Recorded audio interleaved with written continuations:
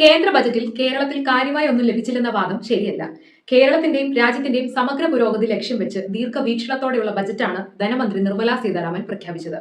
കേരളത്തെ ഉൾപ്പെടുത്തി അപൂർവ ധാതുഖനന ഇടനാഴി പ്രഖ്യാപിച്ചിട്ടുണ്ട്. വലിയ നിക്ഷേപവും തൊഴിൽ അവസരവും ഇത് കേരളത്തിന് നൽകും. ചെറുകിട ഇടത്തരം സംരംഭങ്ങൾക്കായി 10,000 കോടിയാണ് ബജറ്റിൽ നീക്കിവച്ചിരിക്കുന്നത്.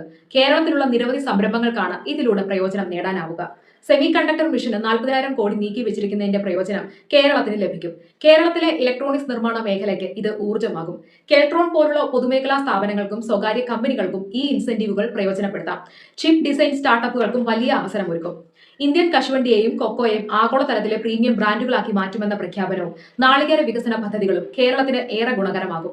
ആയുർവേദ വിദ്യാഭ്യാസം, ഗവേഷണം എന്നിവയെ അന്താരാഷ്ട്ര നിലവാരത്തിൽ എത്തിക്കുന്നതിനുള്ള നടപടികളും കേരളത്തിന് ഗുണകരമാകും.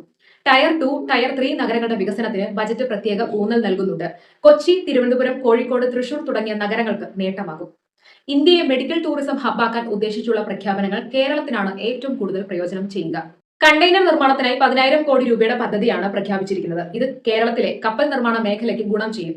ഡാറ്റാ സെന്ററുകൾക്ക് നികുതി ഇളവും IT സേവനങ്ങളുടെ സേഫ് ഹാർബർ പരിധി 2,000 കോടിയായി ഉയർത്തിയതും തിരുവനന്തപുരം, കൊച്ചി IT പാർക്കുകൾക്ക് ഗുണകരമാകും. സീഫുഡ് സംസ്കരണത്തിന് ഉപയോഗിക്കുന്ന അസംസ്കൃത വസ്തുക്കളുടെ നികുതിരഹിത ഇറക്കുമതി പരിധി കയറ്റുമതി വിറ്റുവരവിന്റെ 1% നിന്ന് 3% ഉയർത്തി.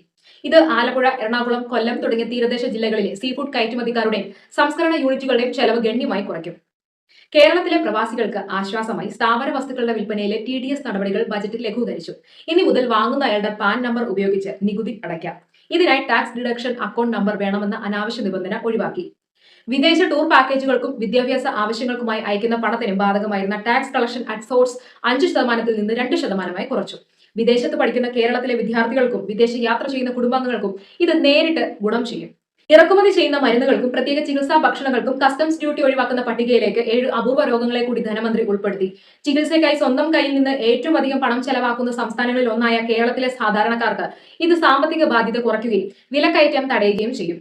ചികിത്സാ ചെലവ് വർദ്ധിക്കുന്നത് കണക്കിലെടുത്ത് 17 തരം ക്യാൻസർ മരുന്നുകൾക്കും ചികിത്സാ സാമഗ്രികൾക്കും അടിസ്ഥാന കസ്റ്റംസ് ഡ്യൂട്ടി ബജറ്റിൽ പൂർണ്ണമായും ഒഴിവാക്കി.